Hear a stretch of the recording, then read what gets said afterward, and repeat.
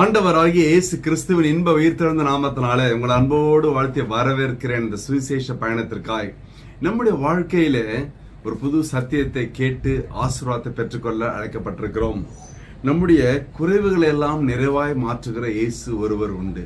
நீங்கள் கவலைப்படாது இருங்கள். உங்கள் வாழ்க்கையில எப்பேற்பட்ட குறைவு இருந்தாலும் நிறைவாய் மாற்றுவார். குறைவே இல்லாத மனிதன் ஒருவனும் இல்லையே. ஒவ்வொருவருக்கும் ஏதாவது ஒரு குறைவு உண்டு. குடும்பத்தில் ஒரு குறைவு உண்டு. பெரிய செல்வந்தனுக்கு நிம்மதி இல்லாத, சமாதானம் இல்லாத ஒரு குறைவு. ஏழைக்கு ஒரு ஆகார குறைவு. வசதி உள்ளவனுக்கு நிம்மதி குறைவு. பெருந்தீரிக்காரனுக்கு உடல்நல குறைவு. இல்லைங்களா? அப்ப எங்கு திரும்பினாலும் குறைவு குறைவு குறைவு தான். யாராவது சொல்லியிருக்காங்களா எங்களுக்கு எல்லாம் பூரணமா இருக்குன்னு சொல்லியிருக்காங்களா? எப்பொழுதுமே ஒரு குறைவு, இல்லைங்களா? ஆனால் இந்த நாளிலே நம்முடைய அருமை ஆண்டவர் அதை மாற்ற விரும்புகிறார். பிலிப்பியர் 4வது அதிகாரம் 19வது வசனம் சொல்லுகிறது, என் தேவன் தம்முடைய ஐஸ்வரியத்தின்படி உங்கள் குறைவெல்லாம் கிறிஸ்து இயேசுவுக்குள் மகிமையிலே நிறைவாக்குவார். ஹல்லேலூயா. எந்தெந்த காரியத்தில் குறைவுபட்டு இருக்கிறீர்களோ அது என் தேவனால் நிறைவாய் மாற்ற முடியும். நிறைம்பொழிகிற பாத்திரமாய் மாற்ற முடியும். ஒரு முறை ஒரு அழகான வாலிபன் இருந்தான். அவனுடைய மூக்கு சப்ப மூக்காய் இருந்தது. தட்டையா இருக்கும் பாருங்களேன். அதனால அவன் மனம் நொந்து போவான். எல்லாருமே அவனை சப்ப மூக்குன்னு தான் கூப்பிடுவாங்க.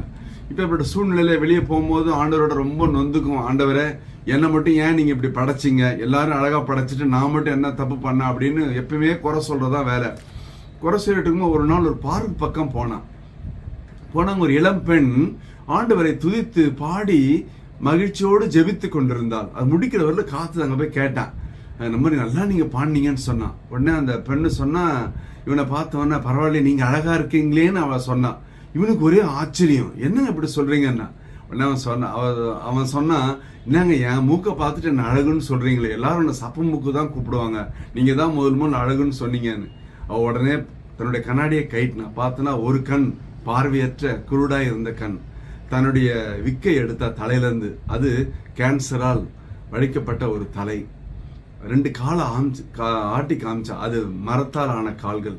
அவன் உள்ளம் உடைந்து போனது. அப்ப அவளுக்கு அவ்வளவு குறைவு இருந்து கூட ஆண்டவருடைய சமூகத்திலே பிரசன்னத்திலே நிறைந்து மகிழ்ச்சியாய் சந்தோஷமாய் சமாதானமாய் துதித்து பாடின பிறகு அவன் நினைச்சான், எத்தனையோ நாட்கள் நான் ஆண்டவருக்குள் என்னை நான் சமாதானமாய் நிறைவை சொல்ல முடியவில்லை என்று வருத்தப்பட்டான். நம்முடைய வாழ்க்கையில கூட நீங்கள் எப்பொழுதுமே உங்கள் குறைவையே கண்டு கொண்டிருக்காதீர்கள். நம்மை விட அதிகமான குறைவுள்ள மக்கள் உண்டு.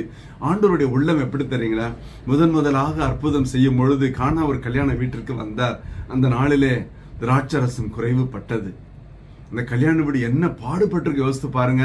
உடனடியாக கர்த்தர் அந்த குறைவை நிறைவாய் மாற்றினார். ஹல்லேலூயா. ஒரு தண்ணீரை திராட்சரசமாய் மாற்றினார் என்றால் உன் கண்ணீரை ஆனந்த களிப்பாய் மாற்ற மாட்டாரா? உன்னோட துக்கத்தை சந்தோஷமாய் மாற்ற மாட்டாரா? உன் சஞ்சலத்தை சமாதானமாய் மாற்ற மாட்டாரா? நான் என்ன செய்ய வேண்டும்? கர்த்தரிடத்திலே மன மகிழ்ச்சியாயிரு. அவர் உன் இருதயத்தின் வேண்டுதலை உனக்கு அருள் செய்வார். மன மகிழ்ச்சி, முக மலர்ச்சி எப்பொழுதுமே. அதான் சங்கீதக்காரன் அழகாய் சொல்லுகிறான் 37:4 எப்பவுமே கர்த்தரிடத்துல மன மகிழ்ச்சி. இதுவரை செய்தாரே அதற்காக நன்றி. நல்ல மனைவி, நல்ல கணவன், நல்ல பிள்ளைகள், நல்ல பெற்றோர், நல்ல சபை, நல்ல சமுதாயம், நல்ல வாழ்க்கை அல்லவா நடக்க வைத்தாரே, பேச வைத்தார் என்று ஸ்தோத்திரம் பண்ணி பாருங்களேன். எல்லாவற்றிலும் கர்த்தர் உங்களை மனமாற ஆசீர்வதிப்பார். ஹல்லேலூயா.